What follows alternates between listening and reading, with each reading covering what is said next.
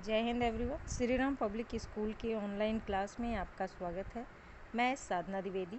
पिछले वीडियो में मैंने आप लोगों को हिंदी साहित्य के पाठ 6 भगवान के डाकिये नामक कविता के कवि का जीवन परिचय बताया था, जिसमें मैंने आप लोगों को ये बताया था कि किस तरीके से कवि अपना जीवन बिताए हैं, उनके जीवन में कितना संघर्ष रहा और कौन कौन सी रचनाएं उन्होंने लिखी हुई हैं।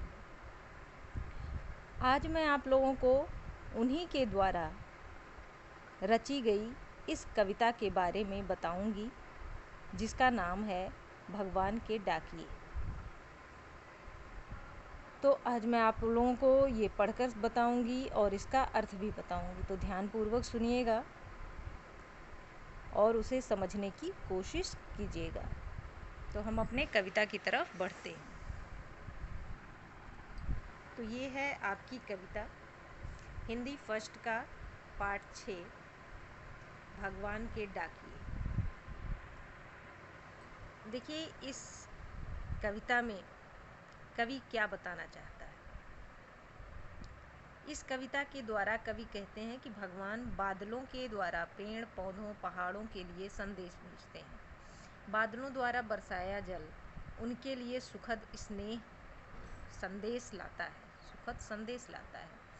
कवि पूरे विश्व को एक मानते हैं, क्योंकि प्रकृति ने दो देशों में फर्क नहीं समझा। वे कहते हैं, एक देश से दूसरे देश को जाती सुगंध को कोई बांध नहीं सकता है। इस कविता की भाषा तत्सम तद्भव शब्दों से युक्त और सरल भाषा है। ठीक, तो अब हम अपनी कविता की तरफ बढ़ते हैं। पक्षी और बादल ये भगवान के डाकिये हैं, जो एक महादेश से दूसरे महादेश को जाते हैं। हम तो समझ नहीं पाते हैं, मगर उनकी लाई चिट्ठियाँ पेड़ पौधे पानी और पहाड़ बाँचते हैं। अब देखिए, डाकिये, इसमें जो डाकिये शब्द है उसका अर्थ होता है संदेश देने वाला। फिर है महादेश, महादेश यानी विशाल देश। चिट्ठियाँ, चिट्ठियाँ यानी पत्र। बाँचते, बाँचते का अर्थ होता है पढ़ना। तो इसमें कवि क्या कहना चाहता है। कवि कहते हैं कि आकाश में उड़ते पक्षी और बादल भगवान का संदेश लेकर आए हुए उसके डाकिये हैं, जो एक देश से दूसरे देश को उड़ते रहते हैं। इन डाकियों का संदेश हम समझ नहीं पाते, किंतु जिसके लिए हैं वे समझ जाते हैं।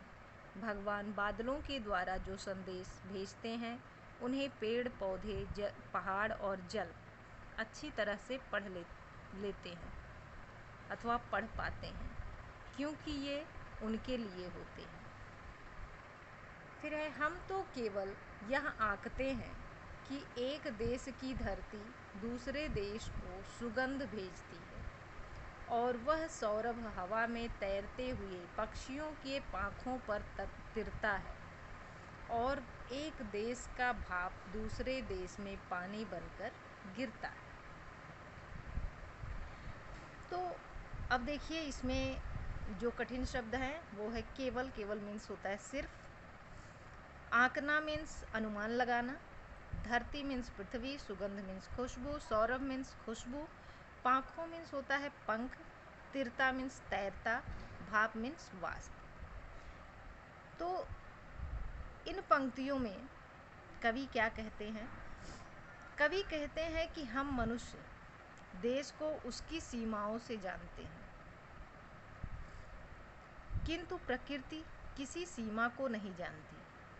वह अपना वरदान सबको देती है। सुगंध किसी बंधन को नहीं मानते हुए एक देश से दूसरे देश उड़ती जाती है। वही महक पक्षियों के पंखों पर बैठकर इधर से उधर उड़ती रहती है, और एक देश से उठी भाप दूसरे देश में वर्षा बनकर बरसती रहती है। तो ये हो गया आपकी कविता। अब देखिए, इसके जो कवि हैं वो हैं रामधारी सिंह दिनकर जी। तो ये पाठ यहीं पर समाप्त होता है। इसको आप कैसे रीडिंग करोगे? पक्षी और बादल ये भगवान के डाकिये हैं जो एक महादेश से दूसरे महादेश को जाते हैं। हम तो समझ नहीं पाते हैं, मगर उनकी लाई चिट्ठियाँ पेड़ पौधे पानी और पहाड़ बाँचते हैं। हम तो केवल यह आंकते हैं कि एक देश की धरती दूसरे देश को सुगंध भेजती है और वह सौरभ हवा में तैरते हुए पक्षियों की पाँखों पर तिरता है और एक देश का भाव दूसरे देश में पानी बनकर गिरता है। तो ये हो गया आपका पाठ यहाँ पर ख़त्म। अब देखिए यहाँ पे कुछ प्रश्न दिए हैं। कवि ने पक्षी और बादल को भगवान के डाकिये क्यों बताया है, स्पष्ट कीजिए। पक्षी और बादल द्वारा लाई गई चिट्ठियों को कौन कौन पढ़ पाते हैं, सोचकर लिखिए। किन पंक्तियों का भाव है, पक्षी और बादल प्रेम सद्भाव और एकता का संदेश एक देश से दूसरे देश को भेजते हैं। प्रकृति देश देश में भेदभाव नहीं करती, एक देश से उठा बादल दूसरे देश में बरस जाता है। तो ये बताना है। चौथा प्रश्न है, पक्षी और बादल की चिट्ठियों में पेड़ पौधे पानी और पहाड़ क्या पढ़ पाते हैं। फिर पांचवा है, एक देश की धरती दूसरे देश को सुगंध भेजती है, कथन का भाव स्पष्ट कीजिए।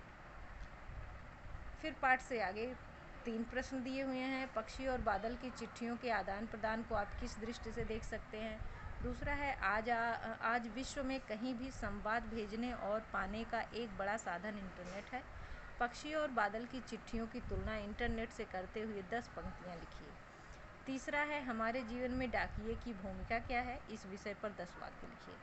तो ये आपको 5 प्रश्न कविता से और 3 प्रश्न पाठ से आगे के, ये 8 प्रश्न के उत्तर लिखने हैं।